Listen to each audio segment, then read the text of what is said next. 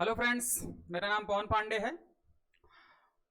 इससे पहले हमारी 3 क्लासें हो चुकी हैं इंडियन हिस्ट्री से रिलेटेड।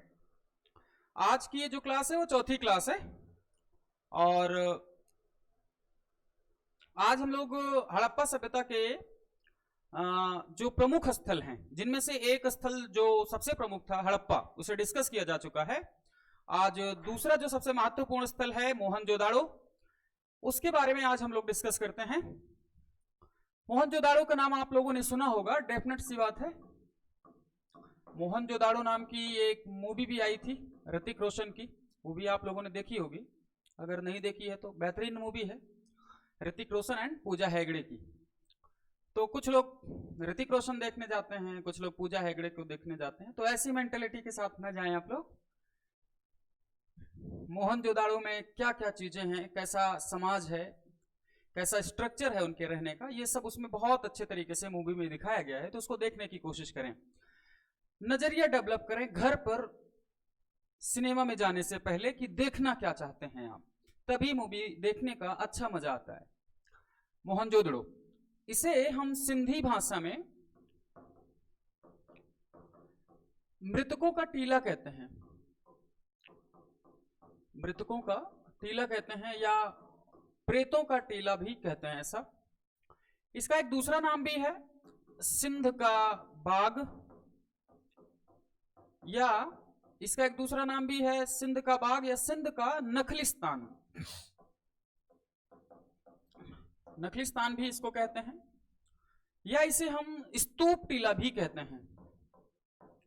स्तूप टीला कहते हैं या स्तूपों का शहर भी कहते हैं। स्तूपों का शहर भी कहते हैं। एक नाम और है, इसे आध्यात्मिक शहर भी कहते हैं। तो आप देख रहे हैं मोहनजोदाड़ो का कितना नाम मिला आपको। एक तो मोहनजोदाड़ो, मृतकों का टीला, सिंध का बाग या सिंध का नखलिस्तान, या स्तूप टीला, या स्तूपों का शहर, या आध्यात्मिक शहर। ये इसके प्रमुख निक नेम कह सकते हैं आप, इसके ये प्रमुख निक नेम है। इसके आगे जरा देखते हैं हम लोग। जो मोहनजोदड़ो है या मोहनजोदाड़ो है, इसका जो टाउन प्लानिंग है वो बिल्कुल एज इट इज हड़प्पा की तरह है। हड़प्पा की तरह कहने का मतलब मैंने बताया था ना आप लोगों को कि उसमें भी दुर्ग है, नगर है। ठीक उसी प्रकार से यहां पर भी जो पश्चिमी क्षेत्र है उसे हम दुर्ग कहते हैं, यानी कि सिटाडेल कहते हैं, और जो ये पूर्वी क्षेत्र है इसे हम नगर की संज्ञा देते हैं। ठीक, और ये दुर्ग हमने बताया आपको कि दुर्गीकृत होते हैं। अधिकांशतः स्थल जो हैं वो आपको पश्चिमी जो क्षेत्र है यानी कि जो दुर्ग है वो दुर्गीकृत किया हुआ ही मिलेगा। कुछ ऐसे स्थल या साइट्स हैं जिनमें ये व्यवस्था नहीं पाई जाती है, कुछ अलग प्रकार की व्यवस्था पाई जाती है, जैसे कालीबंगा हो गया, लोथल हो गया, चान्होदड़ो हो गया, धौलावीरा हो गया। ये ऐसे कुछ प्रमुख स्थल हैं जिनमें ये विशेषता नहीं पाई जाती है, कुछ अलग प्रकार की विशेषता पाई जाती है। जब भी उन स्थल को हम लोग डिस्क्राइब करेंगे तो उसमें दिखाएंगे या बात करेंगे कि उनको किस तरह से वो लोग अपने आप को किस तरह से टाउन प्लान किए हैं। तो ये दुर्ग है और ये नगर है। मैंने इससे पहले भी आप लोगों को बताया था कि दुर्ग वाले स्थान पर रॉयल फैमिली रहा करती थी, राजा लोग यानी कि उनके परिवार के लोग, मुख्य सेनापति या पुरोहित जो क्लास था, ये सारे लोग वहां पर रहते थे। इस वजह से ये एक इलीट क्लास था, मतलब एक इलीट क्षेत्र भी कह सकते हैं आप। और मैंने ये भी बताया था आप लोगों को कि इस तरह से ऊपर नीचे होने का क्या कारण है और ये दुर्गीकृत होने का क्या कारण है। बाढ़ और बाहरी आक्रमण इसका कारण था, ये मैंने बताया आपको। इसके अलावा जो आपको इसमें देखना है वो ये कि अगर आपसे पूछा जाए कि इसकी खोज कब हुई मोहनजोदड़ो की, तो खोज हुई है 1922 में। ये डेट है, अगर याद करना चाहें तो याद कर लें, लेकिन कोई विशेष जरूरी नहीं है कि मोहनजोदाड़ो की डेट आपसे पूछी जाए। तो खोज 1922 में हुई है और इसके जो निदेशक हैं वो सर जॉन मार्शल ही हैं, सर जॉन मार्शल ही हैं, और इन्होंने भी बाद में मोहनजोदाड़ो में खुदाई करने का काम किया है। और इसके जो खोजकर्ता हैं, खोजकर्ता में आप नाम लिखते हैं इनका राखाल दास बनर्जी। राखाल दास बनर्जी ये इसके खुदाई करता है। आपसे भी पूछा जा सकता है कि किस नदी के किनारे स्थित है, तो आप बताएंगे सिंधु नदी के किनारे स्थित है। सिंधु नदी के किनारे स्थित है। सिंधु को हम ऐसे कह सकते हैं मेलुहा, यानी कि हम सिंधु को मेलुहा शब्द से भी जानते हैं। एक बहुत बड़े कवि हैं अमीश त्रिपाठी, इनका नाम शायद आपने सुना हो, अगर सुने हैं तो बहुत अच्छी बात है।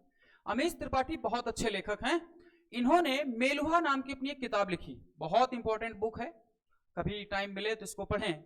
अमीश त्रिपाठी जी इस बुक के राइटर हैं, लेखक हैं, बहुत ही अच्छा लिखते हैं। तो ये आपको पता चला कि हड़प्पा सिविलाइजेशन जो है वो सिंधु नदी के किनारे स्थित है, जिसका एक दूसरा नाम भी आपको पता चला, वो मेलुहा है। ठीक, इसके अलावा मैंने ये आपको स्ट्रक्चर तो समझा दिया है शायद, हाँ स्ट्रक्चर मैंने समझाया है आपको। इसके आगे जो जानकारी है आपके सामने वो ये कि यहां से जो कुछ प्रमुख वस्तुएं मिली हैं या जो प्रमुख साक्ष्य मिले हैं वो क्या क्या हैं, वो जरा ध्यान से देखने वाली बात है। तो इसमें हम जो सबसे पहले जानने की कोशिश करते हैं वो ये कि डांसिंग गर्ल, डांसिंग गर्ल यानी कि नृत्य मुद्रा में एक कांस्य प्रतिमा है एक स्त्री की, जिसे हम नर्तकी भी कहते हैं।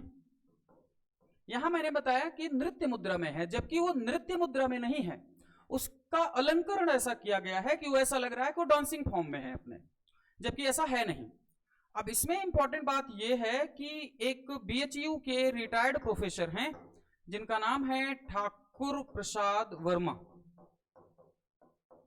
ठाकुर प्रसाद वर्मा ने ICHR का एक सेशन चल रहा था, इसमें इन्होंने एक पत्रिका लिखी थी,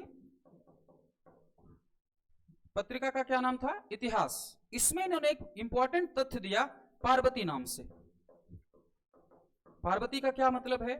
इन्होंने कहा कि ये जो डांसिंग गर्ल है ये वर्तमान, मतलब इन्होंने अपने अध्ययन के आधार पर या तथ्यों के आधार पर ये बताने की कोशिश की कि जो डांसिंग गर्ल है जो कंप्लीटली न्यूड है, उसके एक हाथ में चूड़ियां हैं, तो इन्होंने इस डांसिंग गर्ल को बताने की ये कोशिश की है कि ये जो प्रतिमा है ये पार्वती देवी की प्रतिमा है। क्योंकि आगे आप जाकर के देखेंगे, इसी में भी आगे देखते हैं तो आपको पता चलेगा कि यहां से हमें आद्य शिव यानी कि पाशुपति नाथ जी की या पाशुपति शिव की भी प्रतिमा मिलती है। तो अपने धर्मशास्त्रों में ऐसी बात लिखी हुई है कि जहां पर शिव है वहीं पर शक्ति है। तो ये ऐसे कुछ तथ्य हैं जिनके आधार पर ये हमें समझाने की कोशिश की गई है कि जो ये डांसिंग गर्ल है, वो जो डांसिंग गर्ल है या नर्तकी की प्रतिमा है या मूर्ति है, वो पार्वती देवी जी की ही प्रतिमा है। अगर आपसे इस प्रतिमा के खोज के बारे में बात की जाए कि इसकी खोज कब हुई या किसने खोजा, तो 1926 और अर्नेस्ट मैके, ये नाम भी आप बोल सकते हैं कि अर्नेस्ट मैके जी ने इस प्रतिमा की या डांसिंग गर्ल की खोज की है। तो कब की है? तो 1926 में। और कभी कभी इसका मतलब इसकी लंबाई भी पूछ लेते हैं तो शायद 10.5 सेंटीमीटर है। इस डाटा को कंफर्म कर लें, वैसे इंपॉर्टेंट तो नहीं है कि कभी ये पूछा जाएगा। तो इंपॉर्टेंट ये है कि ये प्रतिमा किसने खोजी, तो अर्नेस्ट मैके साहब ने। और कब खोजी? तो 1926 ईस्वी में। और कितने सेंटीमीटर की है? तो समथिंग 10.5 सेंटीमीटर की है। तो ये डांसिंग गर्ल के बारे में इतनी जानकारी थी। इसके बाद जो अगला तथ्य मिला हमें वो ये कि आद्य शिव की प्रतिमा, आद्य शिव कहें या पशुपति शिव कहें, अब जरा इस बात को समझने की कोशिश करें। ऐसी एक कोई मुहर मिली हुई है, इसमें मान लीजिए ये पुरोहित यानी कि शिव जी हैं, तो राइट साइड में दो जानवर हैं, हाथी और बाघ, ठीक। लेफ्ट साइड में दो जानवर हैं, गैंडा और भैंसा, और यहां पर दो हिरन के बच्चे। तो इस तरह से आप देख रहे होंगे जानवर कितने हैं, 6। कितने टाइप के जानवर हैं, तो 5। तो यह भी सवाल पूछा जा सकता है कि जो पशुपतिनाथ या आद्य शिव की प्रतिमा मिली वो कहां से मिली, तो मोहनजोदाड़ो से मिली है। अगर इससे थोड़ा डीप जाएं तो पूछ ये सकते हैं कि ये जो मुहर मिली है जिस पर आद्य शिव की प्रतिमा अंकित है या अंकन हुआ है, ये प्रतिमा की खोज किसने की, तो खोज तो की है अर्नेस्ट मैके ने, लेकिन इसे पशुपतिनाथ या आद्य शिव जो नाम है वो सर जॉन मार्शल ने दिया है। आपको बात समझ में आ रही होगी कि इस मुहर की खोज किसने की है, तो अर्नेस्ट मैके साहब ने की है, लेकिन इसे आद्य शिव या पशुपतिनाथ जो नामकरण किया है वो किसने किया है, तो सर जॉन मार्शल ने। तो इस प्रतिमा को भी थोड़ा सा ध्यान में रखेंगे आप लोग कि, और इसके माध्यम से ये भी पता चलेगा कि नहीं इतने जानवरों के बारे में भी जानकारी है, हाथी, बाघ, गैंडा, भैंसा, दो हिरन, ये भी जानकारी है। वो जो पिछली जो हमारी क्लास थी उसमें मैंने एक बात कही थी गाय को लेकर के कि गाय के बारे में जानकारी नहीं थी इन्हें, और ये भी बताया था कि अश्व के बारे में जानकारी नहीं थी। अश्व के साक्ष्य बहुत स्थानों से मिले हैं हमारे सामने, सुरकोटदा से मिला है, लोथल से मिला हुआ है, और बीबी लाल जी ने भी बताया है, एक उनको साक्ष्य मिला जिसके आधार पर उन्होंने बताया कि सिंधु घाटी के लोग अश्व से परिचित थे। लेकिन गाय का अंकन किसी भी मुहर पर आज तक हमें मिलता नहीं है, किसी भी मुहर पर आज तक हमें गाय का अंकन नहीं मिलता है। तो बिना तथ्यों के हम इस बात को नहीं बोल सकते हैं कि ये गाय से परिचित थे। लेकिन अगर वृषभ था तो गाय डेफिनेट सी बात है होनी चाहिए, तो परिचित भी होंगे उससे, लेकिन ज्यादा उपयोग नहीं था गाय का, इनके लिए उतना पूजनीय नहीं थी जितना कि वृषभ या एक श्रृंगी वृषभ इनके लिए पूजनीय था। गाय बाद के क्रम में यानी कि वैदिक कल्चर के समय में जाने के बाद गाय पूजनीय हो जाती है, लेकिन इंडस वैली सिविलाइजेशन या हड़प्पन सिविलाइजेशन में गाय पूजनीय नहीं है। लेकिन अगर आपसे पूछा जाए कि ये किस जानवर से परिचित नहीं थे, तो अश्व ज्यादा इंपॉर्टेंट ऑप्शन है। इसमें ये बात यानी कि दो ये तथ्य आपके सामने क्लियर हुए होंगे, एक तो डांसिंग गर्ल की और एक आद्य शिव की। मैं इसी आधार पर कह रहा था कि जो अपने यहाँ के धर्मशास्त्र हैं, जो धर्म ग्रंथ हैं, उनमें ये बात कही गई है कि जहां पर शिव होंगे वहीं पर शक्ति होंगी। तो शिव की प्रतिमा भी या शिव का अंकन भी और शिव का साक्ष्य भी और डांसिंग गर्ल का साक्ष्य भी, ये दोनों कहां से मिलते हैं हमारे सामने, तो मोहनजोदाड़ो से ही हमारे सामने ये सारी चीजें सामने आती हैं। इसके अलावा देखने की कोशिश करते हैं, यहां से एक पुजारी की मूर्ति मिली है जिसे हम प्रीस्ट किंग कहते हैं।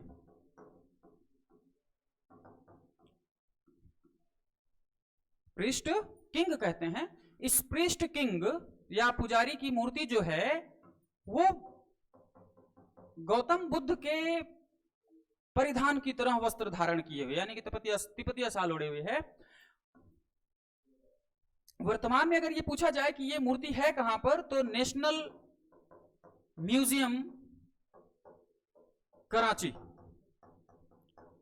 यहां पर ये वर्तमान में मूर्ति है। प्रेजेंट में अगर देखना है कभी तो आप कराची जाकर के इस पुजारी की मूर्ति को देख सकते हैं। तो अगर आपसे सवाल ये पूछ लिया जाए कि पुजारी की मूर्ति हमें कहां से प्राप्त होती है, तो भी आप यही आंसर करेंगे मोहनजोदाड़ो से, जिसे हम प्रीस्ट किंग कह रहे हैं। और ये है कहां पर, तो नेशनल म्यूजियम कराची में। और इस पुजारी की मूर्ति का जो परिधान है वो कुछ बौद्ध स्टाइल में है, गौतम बुद्ध भी इसी स्टाइल में कपड़े पहनते थे। तो ये भी आप थोड़ा सा जानने की कोशिश करें और जानते रहें। इसके अलावा हमें यह भी जानना है कि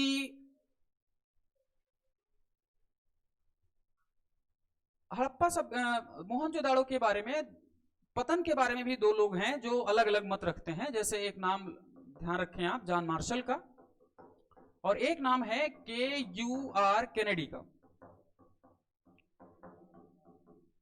जॉन मार्शल जी कहते हैं कि मोहनजोदाड़ो में 7 बार बाढ़ आई और हर बार ये सभ्यता नष्ट होती और फिर से ये लोग अपने आप को डेवलप कर लेते।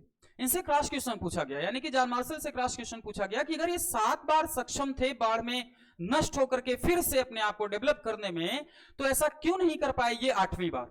इस क्रॉस क्वेश्चन का जवाब जॉन मार्शल नहीं दे पाए। ठीक इसी प्रकार से चन्नू दड़ो के लिए मैके साहब बोलते हैं कि चन्नू दड़ो जो है वो बाढ़ की वजह से समाप्त हो गया।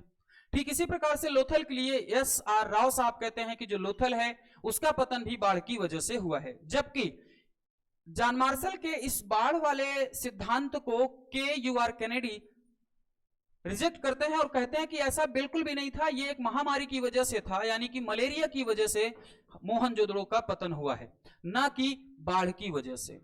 ऐसे उनको साक्ष्य मिले राजपथों पर या सड़कों पर जहां पर 13 नरकंकाल प्राप्त हुए। तो ऐसे कुछ साक्ष्य थे जिसके आधार पर KUR कैनेडी साहब ने जॉन मार्शल की इस थ्योरी, बाढ़ की थ्योरी को रिजेक्ट किया और इस थ्योरी को इन्होंने बताने की कोशिश की। और इस थ्योरी को ज्यादा इंपॉर्टेंट लोग मानते हैं कि हाँ ये बात ज्यादा सही ठीक लग रही है। ठीक, इसके अलावा जो अगली चीज जाननी है आपको वो स्टुअर्ट पिगट को लेकर के जाननी है। स्टुअर्ट पिगट ने एक किताब लिखी है द प्री हिस्टोरिक इंडिया।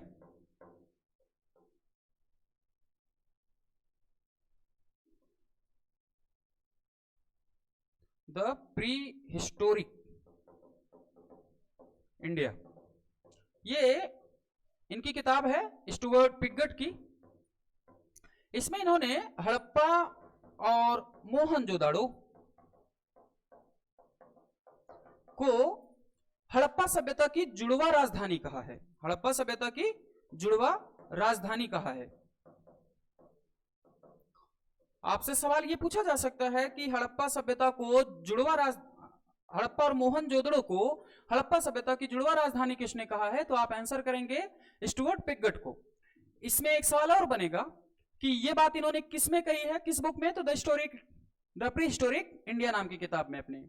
साथ में एक बात और भी जानते रहे कि स्टुअर्ट पिगट के इस सिद्धांत को कि हड़प्पा सभ्यता की जो 2 प्रमुख राजधानी थी या 2 जुड़वा राजधानी थी वो हड़प्पा और मोहनजोदड़ो थी, तो इस सिद्धांत को पूरी तरह से नकार देते हैं कौन? John Marshall. जॉन मार्शल का कहना था कि ऐसा बिल्कुल भी नहीं है कि हड़प्पा और मोहनजोदड़ो हड़प्पा सभ्यता की जुड़वा राजधानी थी। तो अगर इसे रिजेक्ट करने का काम जिसने किया है वो कौन है? तो जॉन मार्शल। इसमें से एक व्यक्ति का और नाम याद करना है आपको, दशरथ शर्मा का।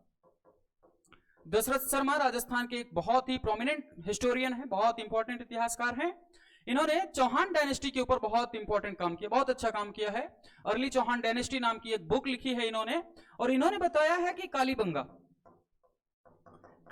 जो है वो राजस्थान के हनुमानगढ़ जिले में स्थित है। ठीक, पहले तो श्रीगंगानगर में था, बट श्रीगंगानगर जो है वो हनुमानगढ़ से अलग हुआ है, दोनों डिवाइड हुए। तो वर्तमान में कालीबंगा कहां है? तो राजस्थान के हनुमानगढ़ जिले में स्थित है। तो दशरथ शर्मा जी कहते हैं कि हड़प्पा सभ्यता की जो तीसरी राजधानी थी वो कौन थी? कालीबंगा। ये इंपॉर्टेंट बात है कि दशरथ शर्मा जी पहली बार ये बताते हैं कि जो कालीबंगा है वो हड़प्पा सभ्यता की तीसरी राजधानी भी है।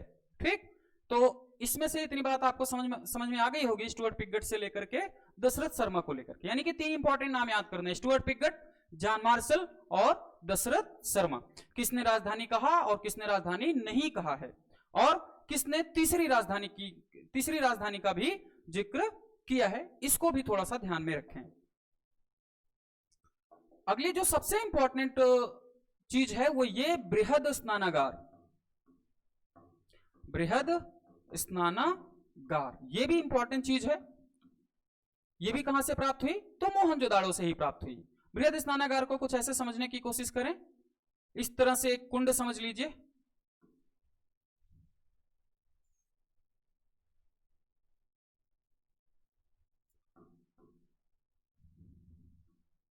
ये उत्तर और दक्षिण से इस कुंड में उतरने के लिए सीढ़ियों का इस्तेमाल किया जाता था।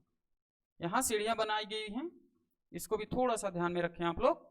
ये उत्तर दिशा और ये दक्षिण दिशा, यानी कि उत्तर दिशा से और दक्षिण दिशा से इस कुंड में उतरने के लिए सीढ़ियां बनाई गई थी। ठीक, यहां पर कुआं था और यहां से इस कुंड का पानी बाहर आता था, मेन होल से नालियों के माध्यम से बाहर चला जाता था। अब कुछ लोग इसे एज लाइक स्विमिंग पूल कहते हैं, जैसे आज वर्तमान में स्विमिंग पूल की व्यवस्था की गई है, जैसे अभी गर्मी का सीजन चल रहा है तो स्विमिंग पूल में नहाने का अपना अलग ही मजा है। लेकिन हमारे स्विमिंग पूल में और इनके स्विमिंग पूल में बहुत अंतर है। लेकिन इस बात को कतई ना समझे कि ये सिर्फ आप इस बात को एक्सेप्ट कर लें कि ये स्विमिंग पूल ही है। अलग अलग हिस्टोरियन और अलग अलग पुरातत्वविद इसको अलग अलग चीज बताते हैं। कुछ कहते हैं कि नहीं, ऐसा बिल्कुल नहीं है, ये एक पवित्र कुंड था। जब लोग अपने ईश्वर या गॉड के पास जाते थे तो अपने आप को, अपने शरीर को शुद्ध करके जाते थे, जैसे कि आज भी हमारे यहाँ परंपरा है। जैसे आप गोल्डन टेम्पल को देख लें तो यहां से इस कोने से कुआं था, इस कोने से डेली या कुछ दिन में पश्चात इस पानी, मतलब इस कुएं से पानी को इसमें भरा जाता था और जब बाद में ये पानी प्रदूषित हो जाता था यूज करने के बाद, तो इसी नाली के माध्यम से ये पानी बाहर निकाल दिया जाता था। क्या आज जो हमारा स्विमिंग पूल है वो इसी तरह का है? एक सीजन का पूरा वही पानी रहता है और हम खूब अच्छे से नहाते हैं, और नहाने के क्रम में हम क्या क्या करते हैं आप भली भांति अवगत है। उसके बावजूद हम बहुत ही धूमधाम के साथ जाकर के नहाते हैं, मस्ती काटते हैं खूब सारी और बहुत ही प्रफुल्लित होने की कोशिश करते हैं, और डेफिनेट सी बात है आनंद तो आएगा ही। तो इसे स्विमिंग पूल की तरह ही समझें याद करने के लिए, लेकिन इसे हम एक धार्मिक कुंड या पवित्र कुंड की तरह भी देख सकते हैं। फाइनली श्योर नहीं है कि ये स्विमिंग पूल था या धार्मिक कुंड था या पवित्र कुंड था, ऐसा बिल्कुल श्योर नहीं है। तो इस बात को भी जानते रहें, एक बहुत बेहतरीन इमारत है, ये बहुत ही बेहतरीन स्ट्रक्चर है बृहद स्नानागार। तो इससे भी संबंधित सवाल कई बार हमारे सामने पूछे गए हैं कि बृहद स्नानागार हड़प्पा सभ्यता के किस स्थल से प्राप्त हुआ, तो क्या बताएंगे? मोहनजोदाड़ो से। इससे संबंधित दो फैक्ट और हैं, वो भी ध्यान दें आप। DD Kaushambi, DD Kaushambi no doubt अपने आप में बहुत बेहतरीन इतिहासकार हैं। वो भी कौन से इतिहासकार हैं? मार्क्सवादी इतिहासकार हैं, लेफ्टिस्ट हिस्टोरियन हैं। डीडी कौशाम्बी साहब ने इस बृहद स्नानागार की तुलना पुष्कर तालाब से की है। किससे की है? पुष्कर तालाब कह सकते हैं या कमल ताल कह सकते हैं। पुष्कर जानते हैं कहां है? अजमेर में स्थित है, ठीक है ना। पुष्कर झील भी वही है, पुष्कर तालाब से किया है इन्होंने, और ये है कहां वर्तमान में? राजस्थान के अजमेर में है। तो डीडी कौशाम्बी भारत के बहुत ही प्रोमिनेंट लेफ्टिस्ट हिस्टोरियन है। ऐसा कहना बिल्कुल ठीक होगा कि मार्क्सवादी इतिहास की जो परंपरा है इन्हीं से शुरू होती है, तो ज्यादा गलत नहीं होगा, ठीक। तो डीडी कौशाम्बी का भी नाम इससे संबंधित है। दूसरा एक नाम संबंधित है इनसे, जॉन मार्शल। जॉन मार्शल ने इस बृहद स्नानागार की तुलना, इसके बारे में जो बात कही इन्होंने कि ये तत्कालीन विश्व का आश्चर्य है, तत्कालीन विश्व का आश्चर्य है। तो सवाल आपसे ये भी पूछा जा सकता है कि किस व्यक्ति ने या किस पुरातत्वविद ने बृहद स्नानागार को तत्कालीन विश्व का आश्चर्य बताया है, तो उसका नाम क्या है? John Marshall. ये भी थोड़ा सा ध्यान रखें। नेक्स्ट, ये जो बृहद स्नानागार है इसको सील रोधी बनाने के लिए हड़प्पा के लोगों ने बिटुमिन या जिप्सम का प्रयोग किया है। किस चीज का प्रयोग किया है? बिटुमिन या जिप्सम का भी प्रयोग इन्होंने किया है। तो इसको भी थोड़ा सा ध्यान में रखें कि बृहद स्नानागार हमें कहां से प्राप्त हुआ, तो मोहनजोदाड़ो से प्राप्त हुआ। जॉन मार्शल ने इसके बारे में क्या कहा है, डीडी कौशाम्बी साहब ने इसके बारे में क्या कहा गया है, और किस विधि के द्वारा या किस चीज से इसे सील रोधी बनाते थे, तो ये भी हमें थोड़ा सा ध्यान रखना है, ठीक। अगला, यहां पर यानी कि मोहनजोदाड़ो में एक पुरोहित आवास भी प्राप्त हुआ है, पुरोहित आवास। लेकिन पुरोहित आवास को लेकर के थोड़ा सा मतभेद है। इस पुरोहित आवास को अर्नेस्ट मैके साहब ने दुकान की संज्ञा दी है कि ये दुकान है, लेकिन पिगट साहब ने यानी कि स्टुअर्ट पिगट साहब ने इसे श्रमिक आवास भी कहा है। क्या कहा है? इसे श्रमिक आवास भी कहा है। ऐसा हमें समझना चाहिए कि इस पुरोहित आवास को लेकर के इन दोनों लोगों में विवाद की स्थिति भी है। इसे शायद महाविद्यालय का भी दर्जा दिया गया है। कुछ इतिहासकार या कुछ पुरातत्वविद इसे महाविद्यालय भी कहते हैं। और मोहनजोदाड़ो से ही हमें सभा भवन भी मिलता है। इसको भी थोड़ा सा ध्यान रखेंगे कि सभा भवन या असेंबली हॉल कहां से मिला, तो भी हम क्या बताएंगे, तो असेंबली हॉल भी कहां से मिला है, तो मोहनजोदाड़ो से ही ये सारी चीजें हमें प्राप्त हुई हैं। इसको भी थोड़ा सा ध्यान रखें। नेक्स्ट, यहां से हमें चांदी का प्राचीनतम साक्ष्य प्राप्त हुआ है। चांदी का प्राचीनतम साक्ष्य प्राप्त हुआ है। इससे पहले कहीं पर भी हमें चांदी का साक्ष्य देखने को नहीं मिलता है। ठीक, इसको भी थोड़ा सा ध्यान रखें। नेक्स्ट है कपास या सूती वस्त्र कह लें। कपास के उत्पादन में महाराष्ट्र वर्तमान में अग्रणी है। इससे पहले कपास का जो प्रोडक्शन था वो सबसे ज्यादा किस राज्य में था, तो गुजरात राज्य में था। लेकिन अभी हाल फिलहाल में महाराष्ट्र ने गुजरात को पीछे करके कपास के उत्पादन में अग्रणी भूमिका निभाई है। ठीक, इसको भी थोड़ा सा हम लोग ध्यान में रखेंगे। अगला जो पॉइंट है या जो अगला जो फैक्ट है जो यहां से प्राप्त हुआ है वो ये कि हाँ, एक बात ये कि अगर आपसे ये पूछ लिया जाए कि जो डांसिंग गर्ल थी वो किस प्रजाति की थी, तो आप नाम लेंगे प्रोटेस्टेलाइड की।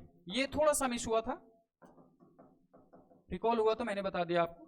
अगर आपसे ये पूछ लिया जाए कि वो जो डांसिंग गर्ल थी वो किस प्रजाति की थी, तो प्रोटेस्टेलाइड की थी। और एक सवाल ये भी पूछा जा सकता है कि मोहनजोदाड़ो में सर्वाधिक संख्या किस प्रजाति के लोगों की थी, तो भूमध्य सागरीय लोगों की। ये दो प्रजातियों से संबंधित भी सवाल हैं, इनको भी थोड़ा सा आप लोग ध्यान में रखेंगे।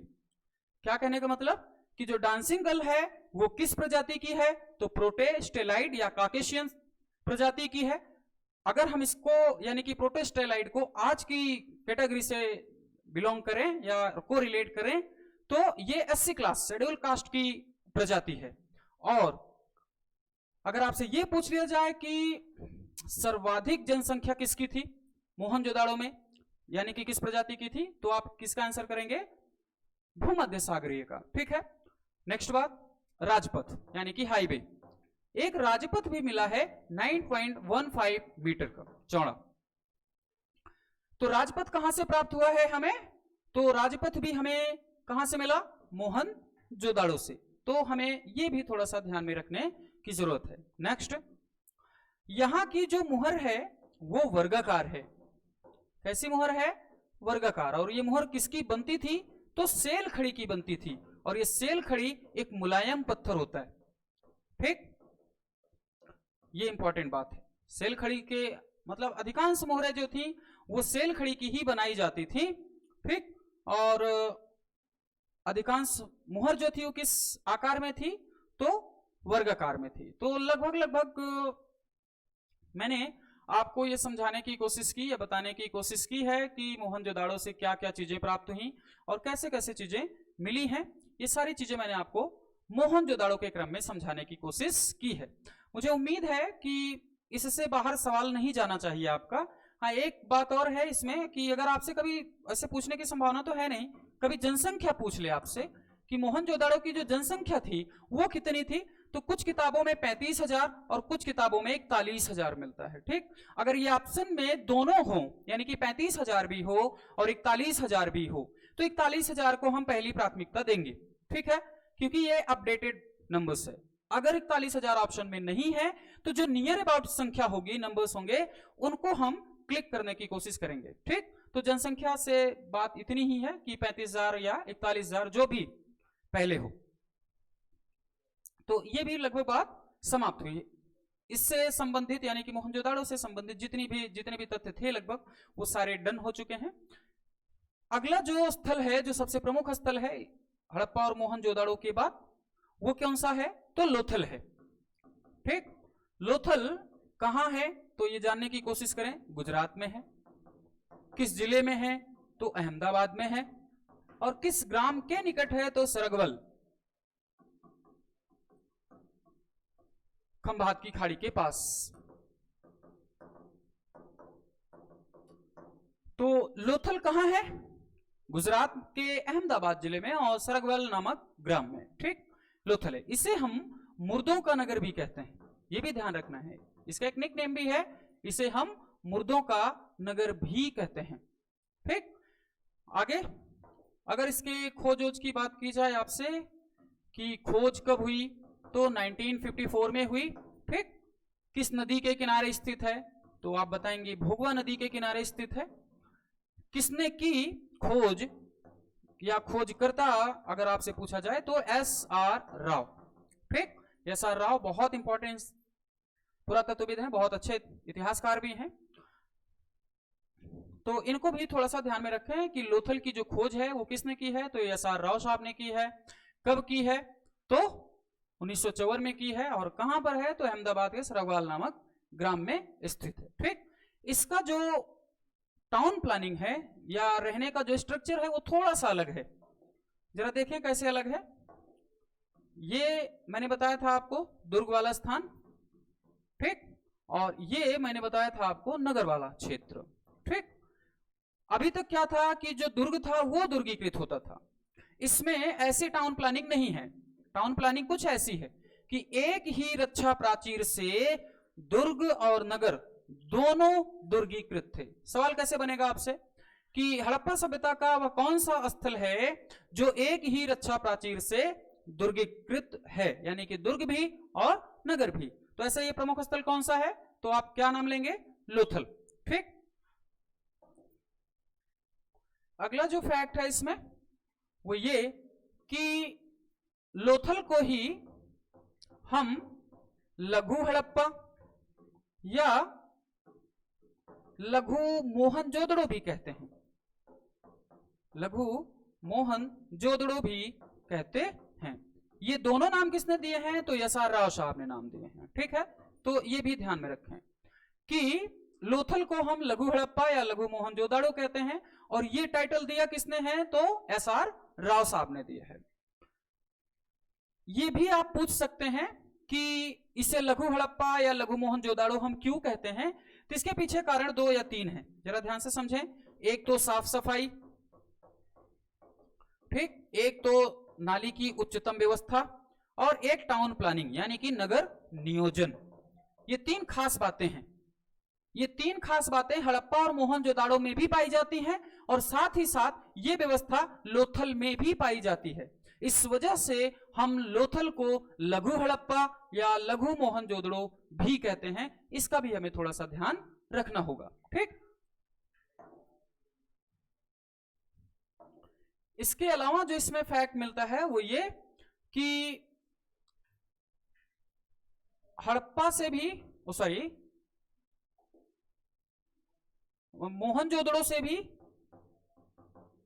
और लोथल से भी, यानी कि लोथल और मोहनजोदड़ो दोनों जगहों से हाथी दांत से निर्मित या हाथी दांत का बना हुआ तराजू का पलड़ा मिला है। यह भी ध्यान में रखें। सवाल कैसे बनेगा, हड़प्पा सभ्यता के किस स्थल से हाथी दांत से निर्मित या हाथी दांत का बना हुआ तराजू का पलड़ा मिला, तो कौन कौन से स्थल हैं, मोहनजोदड़ो और लोथल। ये दोनों स्थल से हाथी दांत से निर्मित तराजू का पलड़ा भी मिला हुआ है, ठीक। अगली बात ये कि लोथल से ही हमें मनके बनाने का कारखाना भी मिला है। क्या मिला है यहां से, तो मनके बनाने का कारखाना भी यहीं से हमें प्राप्त हुआ है। मन का मतलब समझते हैं, जो लेडीज अपने गले में कुछ पहनते हैं नेकलेस टाइप सा, तो उसे हम क्या बोलते हैं, मन का कहते हैं, ठीक है ना। वो बहुत इंपॉर्टेंट मोती होते हैं, उन्हीं से ये निर्मित होती हैं। तो मनके बनाने का कारखाना कहां है, तो लोथल में ही है, ठीक। नेक्स्ट, यहां से 3 युगल समाधि, ये 3 युगल समाधि का भी साक्ष्य मिलता है। और ये 3 युगल समाधि जो मिल रही है, इसका तात्पर्य यह लगाया जाता है कि ये सती प्रथा का साक्ष्य है। किस प्रथा का साक्ष्य है, तो सती प्रथा का साक्ष्य है। सती प्रथा हमारे यहां विद्यमान थी, आप लोग इस बात को बहुत भली भांति जानते हैं। सती प्रथा का जो पहला अभिलेखीय साक्ष्य मिलता है वो भानुगुप्त का है, 510 एडी। ठीक, तो सती प्रथा का साक्ष्य सर्वप्रथम हमें कब मिलता है? 510 एडी में भानुगुप्त से। भानुगुप्त एक गुप्त वंश का उत्तर गुप्तवर्ती शासक है। तो इसमें एक और बात ध्यान में रखनी है आपको सती प्रथा से कि लॉर्ड विलियम बेंटिंग के टाइम पीरियड में 1829 में नियम 17वें के द्वारा इसे समाप्त कर दिया गया। किसके प्रयासों से? तो राजा राम मोहन राय के प्रयासों से। तो सवाल ये भी पूछा जा सकता है आपसे कि 3 युगल समाधि या सती प्रथा का साक्ष्य हड़प्पा सभ्यता के किस स्थल से हमें प्राप्त हुआ? तो आप क्या बताएंगे? लोथल से प्राप्त हुआ हमें। ठीक है, लोथल से भी प्राप्त। नेक्स्ट, गोदीवाड़ा। गोदीवाड़ा यानी कि डॉकयार्ड या बंदरगाह।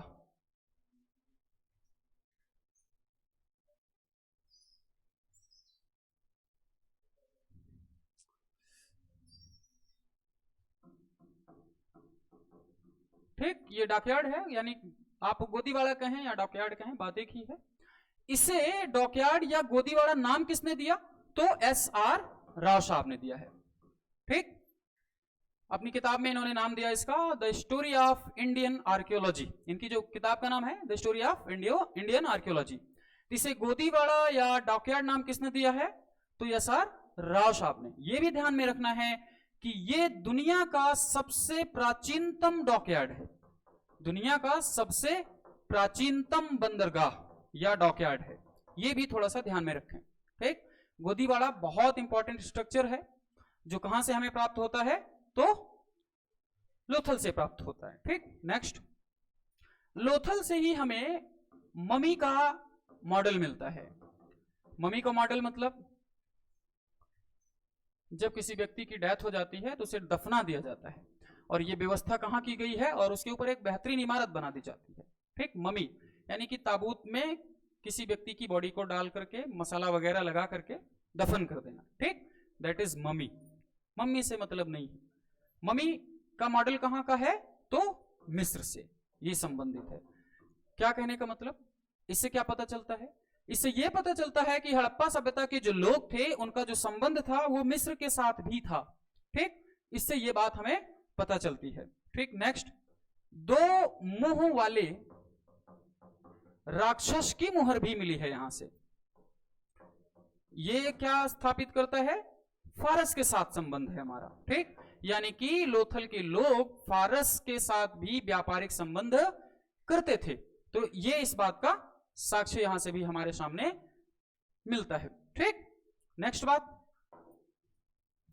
यहां से हमें एक बालक की खोपड़ी मिलती है, और इस बालक की खोपड़ी में 6 होल हैं। ठीक, और उसे ऑपरेट किया गया है, यानी कि यह शल्य चिकित्सा का प्रमाण भी मिलता है हमारे सामने। अगर आपसे सवाल पूछा जाए कि शल्य चिकित्सा का प्रमाण कहां से प्राप्त होता है, तो लोथल से भी प्राप्त होता है और कालीबंगा से भी प्राप्त होता है। इसको भी ध्यान में रखें।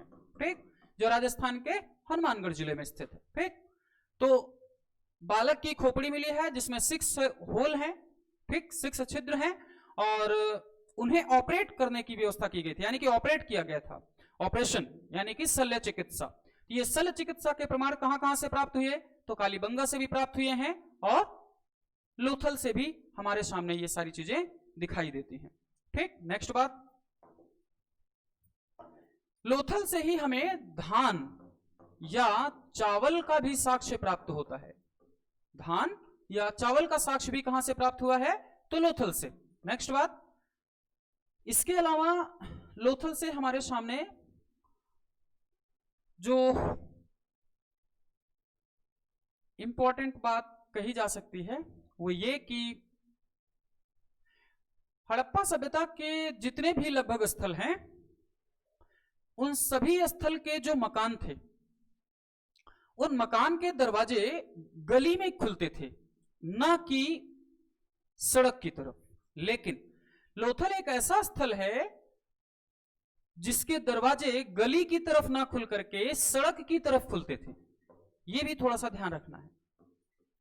हड़प्पा सभ्यता के अधिकांश स्थल कि जो मकान थे वो गली की तरफ खुलते थे, ना कि सड़क की तरफ। लेकिन लोथल के जो भी मकान हैं वो सभी मकान के दरवाजे सड़क की तरफ खुलते थे, ना कि गली की तरफ। ठीक, इससे मतलब क्या है, जरा इसका थोड़ा सा ध्यान रखें। गली और सड़क की तरफ खुलने से क्या मतलब है?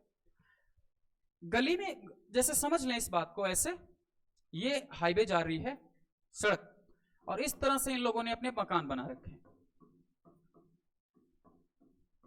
ठीक, अब ये लोग अपना जो मकान का दरवाजा है वो इस तरह से, ये गली जा रही है यहां से, ठीक, अपने मकान का जो दरवाजा है वो इस गली में ओपन करते हैं, और गली में ओपन करके ये यहां से यहां आते हैं।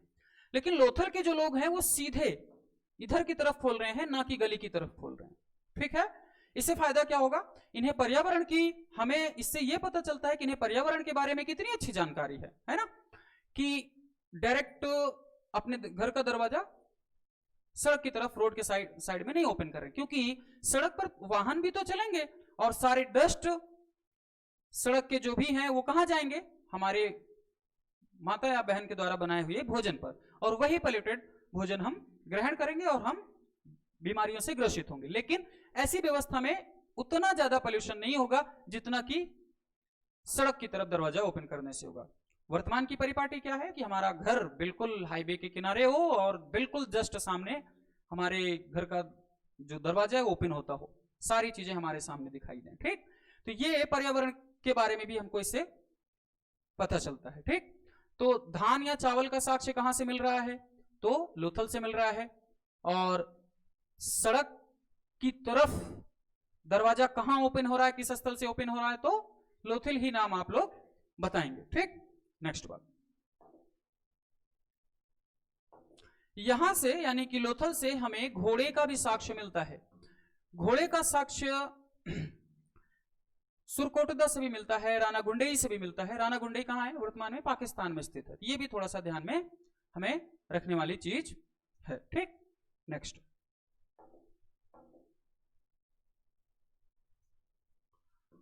यहां से हमें एक पंचतंत्र की कहानी पता चलती है, वो चालाक लोमड़ी और कौवा वाली।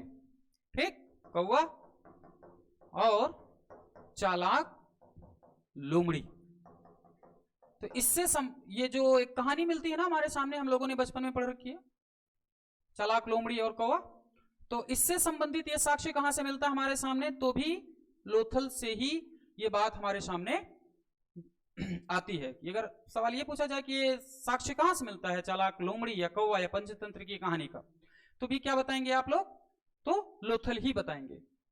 तो लगभग जो इंपॉर्टेंट चीजें थी हड़प्पा से संबंधित या लोथल से संबंधित, वो सारी चीजें हमने बता दी हैं। हमें नहीं लगता कि इससे ज्यादा सवाल पूछे जाने की संभावना है, इससे ज्यादा कोई डीप सवाल बनेगा। लगभग जितना भी इंपॉर्टेंट साक्ष्य था या जो भी तथ्य मिले थे वो सारी चीजें मैंने आपके सामने रखने की कोशिश की है। इसके अलावा अगर आपको कुछ डाउट हो या कुछ क्वेरीज बनती हैं आपकी, तो आप डेफिनेट सी बात है कमेंट बॉक्स में आकर के सवाल पूछ सकते हैं। नो डाउट आपकी सारी क्वेरीज का जवाब दिया जाएगा बहुत ही अच्छे तरीके से, इसमें कोई समस्या नहीं आएगी। उम्मीद करते हैं कि ये क्लास या सेशन आपको पसंद आया होगा। अगली जो भी क्लास होगी इसके जस्ट बाद के जो भी नगर हैं, वो धौलावीरा हो, चाहे कालीबंगा हो, चानोदड़ो हो या राखीगढ़ी हो, उनसे संबंधित जो भी साक्ष्य हमारे सामने आते हैं वो सारे साक्ष्य या वो सारे स्थल आपके सामने डिस्क्राइब किए जाएंगे। तब तक के लिए धन्यवाद, थैंक यू, राम राम।